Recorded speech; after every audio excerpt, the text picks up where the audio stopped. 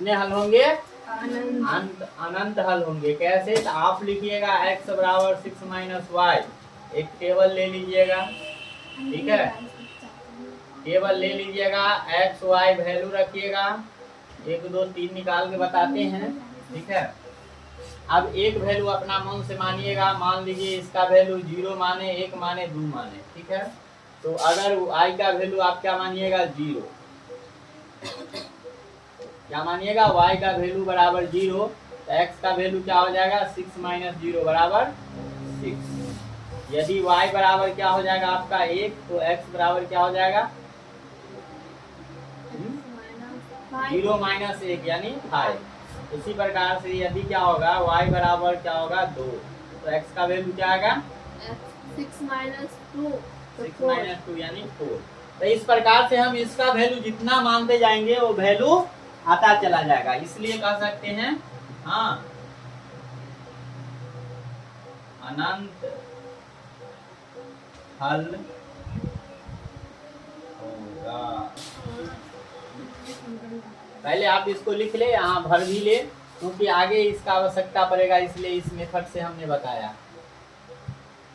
आगे इसी मेथड से भरना है, इसलिए हमने इसको बताया। वह समीकरण युग्म जिसका केवल एक और केवल एक हल होता है, डॉट डॉट कहलाती है। तो आप लिखिएगा अविरोधी। क्या लिखेगा? अविरोधी। टेबल में लिखाया गया, ठीक है।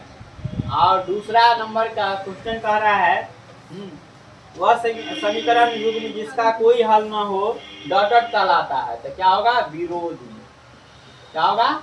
विरोधी। जिसका कोई हल नहीं हो विरोधी होगा, जिसका केवल एक हल हो तो क्या होगा? तो यहाँ देख सकते हैं क्या दिया हुआ है, यहाँ क्या है, बराबर के अपोजिट साइड में क्या है, अचर पद है। तो आप क्या करें, इसको भी उसी टर्म में ले जाए, 2y, और ये बराबर क्या आ जाएगा? माइनस में, तो इस साइड प्लस हो जाएगा। अब आपको क्या करना है, उसी प्रकार से a1 का वैल्यू यहाँ पर कुछ नहीं है तो 1 है, b1 का वैल्यू यहाँ 2 है, और c1 का वैल्यू क्या होगा? 8।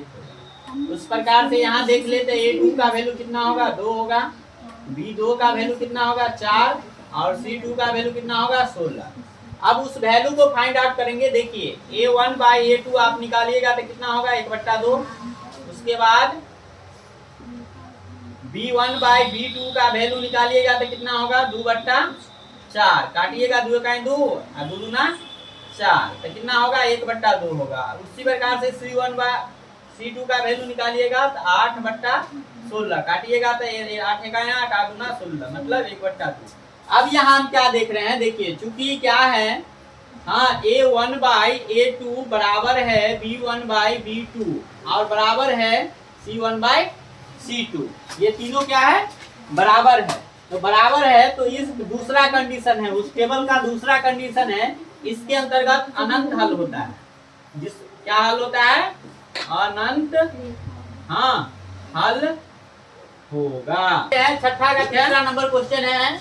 इसमें भी क्या कह रहा है, एक समीकरण दिया हुआ है 2x + 3y बराबर 7 और 6x + 5y बराबर 11, ठीक है। हमें पूछ रहा है क्वेश्चन ये इसका कितना हल होगा। तो हम क्या करेंगे, हम यहाँ भी क्या करेंगे, a1 का वैल्यू 2 लिखेंगे, b1 का वैल्यू कितना लिखेंगे? 3, और c1 का वैल्यू 7। उसके बाद a2 का वैल्यू 6 होगा, हाँ। उसके बाद b2 का वैल्यू 5 होगा, और c2 का वैल्यू 11 होगा। ये बाद में आपको लिखने की जरूरत नहीं, अभी आपको समझ में आए इसलिए हम लिख रहे हैं। बाद में डायरेक्ट फार्मूला पर आप वैल्यू बैठाइए, आंसर निकालिए। तो आप क्या कीजिएगा, a1 बाई a2 निकालिएगा, कितना आएगा? 2/6, काटिएगा इसको तो 2 का 2, 2 तिया 6, यानी 1/3 आएगा। उसके बाद आएगा b1 बाई b2 निकालना है, तो क्या होगा? 3/5। ये दोनों आपस में नहीं मिल रहा है, जब आपस में नहीं मिले तो आगे तीसरा नहीं निकालना है, ठीक है। जब आपस में दोनों मिल जाए तभी आगे निकालना है, और नहीं मिले तो छोड़ देना है, क्योंकि इतना ही पर आंसर आ जाएगा और सही आंसर आएगा। तो हम देख रहे हैं क्या है, क्योंकि क्या है, a1 बाई a2 बराबर नहीं है, क्या है? बराबर नहीं है किसके? b1 बाई b2 के। और इस कंडीशन में क्या होगा? केवल एक हल होगा, एक और केवल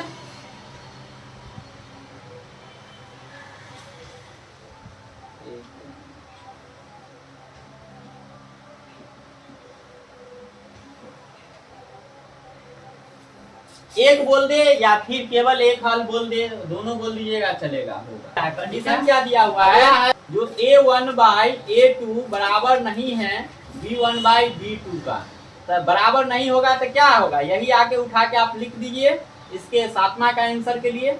ये कंडीशन था ना, क्योंकि ये कंडीशन है तो इसलिए क्या होगा, यहाँ भी क्या होगा, केवल एक हल होगा। क्या लिखेगा, केवल एक हल होगा।